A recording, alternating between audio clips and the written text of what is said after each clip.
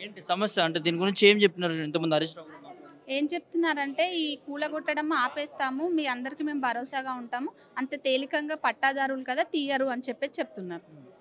మీ issue ఏంటి madam అసలు? మా ఇష్యూ ఏంటంటే ఇదంతా ఆపేయాలనేది. ఎందుకంటే మా ఇండ్లను కూలగొట్టి ఇప్పుడు అది మంచిగా డెవలప్‌మెంట్ చేస్తామంటే మాకొద్దు. ఎందుకంటే అది దానివల్ల మాకేమి ఇబ్బంది లేదు గదా! అందుకనే దాని డెవలప్‌మెంట్ ఏదైతే ఉందో అది ఆపేసుకోండి. ఆ మూసీలోనే ఏదైనా మీరు చేయగలిగితే అందులోనే చేసుకోండి గానీ ఇక్కడ ప్రజలు మాత్రం ఇబ్బంది పెట్టకండి అంతే. ఎంతమంది ఉండొచ్చు? ఇప్పుడు మా కాలనీలో మేమే 70 హౌసెస్ ఉన్నాయండి. 70 హౌసెస్‌కి బఫర్ జోన్ పెట్టారు. అంతమంది ఎక్కడ పోతామండి చెప్పండి. ఇండ్లంటే చిన్న విషయం కాదు కదా! చాలామంది ఏజ్ అయిపోయి రిటైర్మెంట్ అయ్యి నిన్న మొన్న ఇల్లు కొనుక్కున్నోళ్ళు ఉన్నారు లోన్‌లు పెట్టి. అది మళ్ళా తీసేసుకొని మళ్ళీ ఇంకా ఇల్లు ఎప్పుడు కొనుక్కుంటారు? అంటే వాళ్ళ జీవితకాలం అంతా రెంటింట్లో బతకాల్సిందేనా? అదే ఇదంతా ప్రభుత్వం కూడా డబుల్ బెడ్‌రూమ్ ఇస్తా అంటుంది. ఎందుకండి మేము అన్ని పైసలు కూడబెట్టుకొని డబుల్ బెడ్‌రూమ్‌లో ఉండడానికి డబ్బులు పోగొట్టుకుంటున్నామా చెప్పండి. అంటే లోన్ ఎందుకు తీసుకుంటాం? మరి ఈయన ఇస్తా అంటే అవన్నీ పెట్టుకోకపోదుం గదా!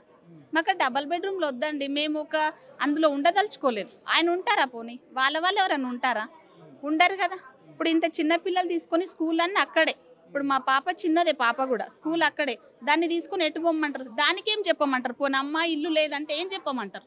అంటే ఇదా మేము సంపాదించిన ఆస్తి తనకి?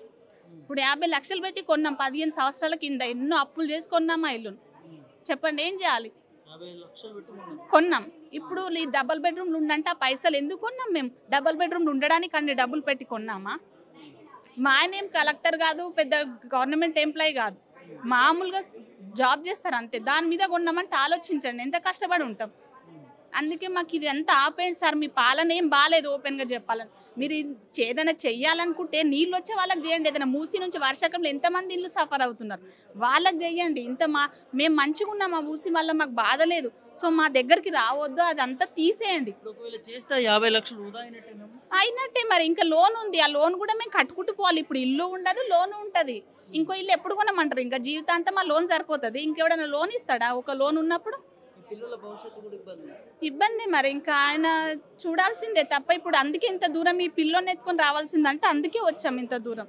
ఇంకో ఆప్షన్ ఏం లేదు మాకు. ఇప్పుడు ఆయన తీసేస్తే నిర్దాక్షిణ్యంగా రోడ్డు మీద పడ్డమే తప్ప ఇంకేం లేదు. ఇప్పుడు మా పిల్లల్ని తీసుకుని అయితే ఆ డబుల్ బెడ్‌రూమ్‌లు ఉండాలనుకోవట్లేదండి మేము.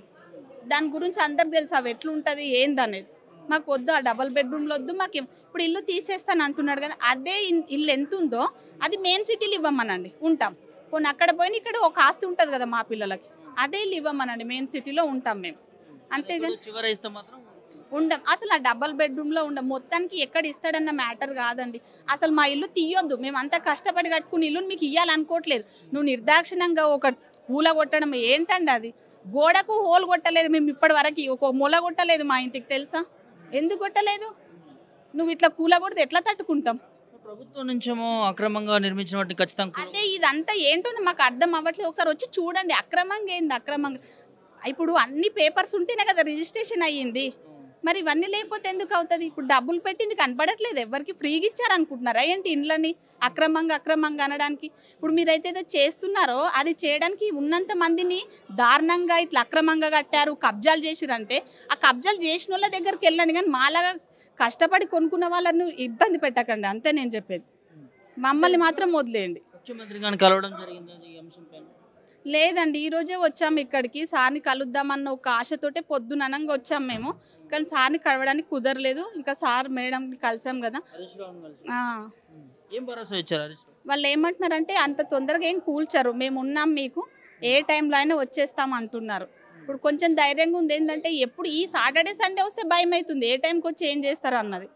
అందుకే ఇంత దూరం రావాల్సొచ్చింది. కొంచెం ధైర్యం వచ్చిందా బీఆర్ఎస్ నాయకులను కలిసి? కొంచెం ధైర్యంగా వచ్చింది గానీ ఎటు నుంచి ఏమొస్తుందో తెలియట్లేదు గదా! ఇప్పుడు వీళ్ళున్నారు అన్నది ఒక మాట కొంచెం ఇప్పుడు ధైర్యంగానే ఉంది. ఎందుకంటే ఇప్పుడు ఇంతమందిని కాదని కూల్చడం కూడా కరెక్ట్ గాదు గదా! అందుకే కొంచెం ధైర్యంగానే ఉంది. ఇంకా చెప్పలేం గదా! అంతే. మీకు ఎంతమంది అమ్మ పిల్లలు? ఇద్దరు ఒక పాప, ఒక బాబు. స్కూల్కి వెళ్తారు? ఈ పాప స్కూల్‌కెళ్తుంది. బాబు 1 ½ ఇయర్ అంతే. పాప గూడా 5th క్లాస్. ఏం చెప్తారు ముఖ్యమంత్రికి మీ విన్నపం? ఏం చెప్తామండి మాకేది వద్దండి. మీరేదో డెవలప్ చేస్తానంటున్నారు గదా! అందులోనే చేసుకోండి. అంతేగాని ఇట్లాంటి సామాన్య ప్రజలను మాత్రం హింసించకండి. ఎందుకంటే ఎంతో కష్టపడి ఇంత దూరం వచ్చాం. మీరు మళ్ళీ అదే జీరోకి తోలిస్తున్నారు చాలా మందిని. అది కరెక్ట్ గాదు. వదిలేయండి ప్లీజ్ దయచేసి మమ్మల్ని వదిలేయండి.